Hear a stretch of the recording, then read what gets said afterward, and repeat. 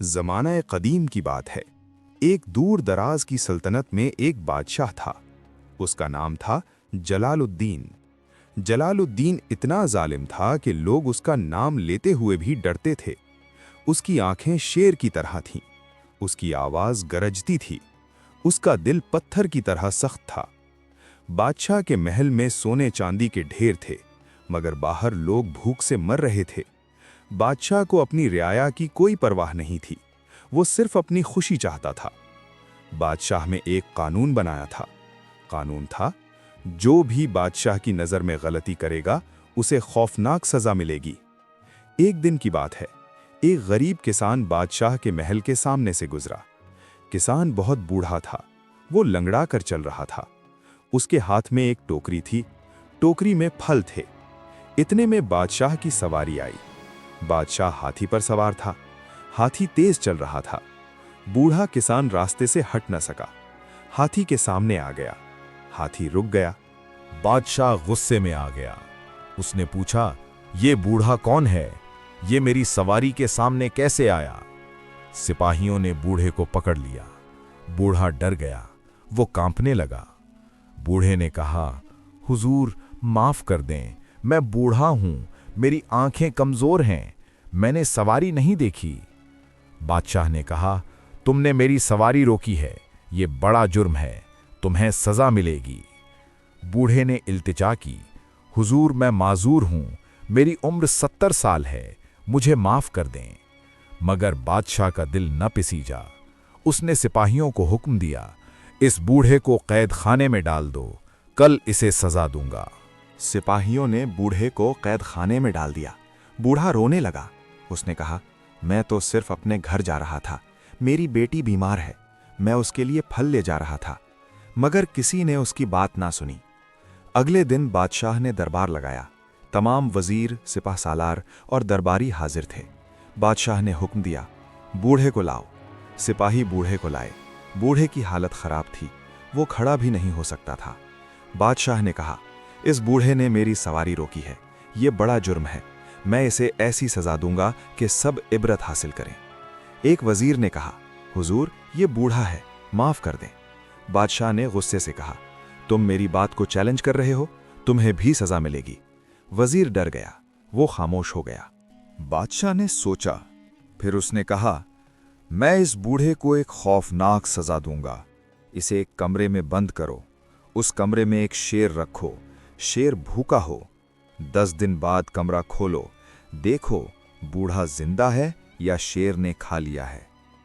सब दरबारियों के होश उड़ गए। ये तो मौत की सजा थी। शेर के सामने बूढ़ा 1 मिनट भी नहीं टिक सकता था। बूढ़ा चीखा, हुजूर रहम करें, मैं मासूम हूं। मगर बादशाह ने नहीं सुना। उसने सिपाहियों को हुक्म दिया, इसे शेर वाले कमरे में डाल दो। सिपाही बूढ़े को एक कमरे में ले गए। कमरे का दरवाज़ा बंद कर दिया। कमरे में अंधेरा था। बूढ़े ने देखा, एक तरफ शेर बैठा है। शेर की आंखें चमक रही थीं। शेर भूखा था। बूढ़े ने सोचा, अब तो मेरी मौत यकीनी है, मैं इस शेर का खाना बन जाऊंगा। बूढ़े ने आंखें बंद कर लीं। वो दुआ मांगने लगा। इतने में शेर उठा, वो बूढ़े की तरफ आया। बूढ़े का दिल धड़क रहा था। शेर बूढ़े के करीब आया। उसने बूढ़े को सूंघा, फिर वो बैठ गया। बूढ़े ने आंखें खोलीं। उसने देखा शेर उसे देख रहा है, मगर हमला नहीं कर रहा। बूढ़े ने हिम्मत की। उसने शेर से कहा, ए शेर, अगर तुम मुझे खाना चाहते हो तो खा लो, मगर मैं तुमसे एक बात कहना चाहता हूं। शेर ने सर हिलाया, जैसे कह रहा हो, बोल। बूढ़े ने कहा, मैं एक बूढ़ा आदमी हूं, मेरी उम्र 70 साल है, मेरी बेटी बीमार है, मैं उसके लिए फल ले जा रहा था। बादशाह ने मुझे बेवजह कैद कर लिया। अब तुम्हारे सामने हूं, अगर तुम मुझे खाओगे तो मेरी बेटी कैसे जिंदा रहेगी? उसका कोई नहीं है। बूढ़े की आंखों में आंसू आ गए। शेर ने बूढ़े को देखा, फिर वो उठा और कमरे के दूसरे कोने में जाकर बैठ गया। बूढ़े को हैरानी हुई, शेर ने उस पर हमला क्यों नहीं किया? रात गुजरी, सुबह हुई। शेर भूखा था, मगर उसने बूढ़े को नुकसान नहीं पहुंचाया। बूढ़े ने देखा, कमरे में एक छोटा सा सुराख है। सुराख से रोशनी आ रही थी। बूढ़े ने सुराख के पास जाने की कोशिश की, मगर शेर ने रोका नहीं। दूसरा दिन गुजरा, तीसरा दिन गुजरा, चौथा दिन गुजरा। शेर ने बूढ़े को कुछ नहीं कहा, वो सिर्फ बैठा रहता। बूढ़े को भूख लगी थी, प्यास लगी थी, मगर वो मरा नहीं। पांचवा दिन आया। अचानक कमरे का दरवाजा खुला। एक सिपाही आया। सिपाही ने देखा बूढ़ा जिंदा है, शेर उसके पास बैठा है। सिपाही हैरान हुआ। वो भागकर बादशाह के पास गया। उसने कहा, हुजूर, बूढ़ा जिंदा है, शेर ने उसे नहीं खाया। बादशाह को यकीन ना आया। वो खुद कमरे के पास गया। उसने दरवाजे के सुराख से देखा, बूढ़ा जिंदा था, शेर उसके पास बैठा था। बादशाह गुस्से में आ गया। उसने सिपाहियों से कहा, शेर को भूखा रखा था ना?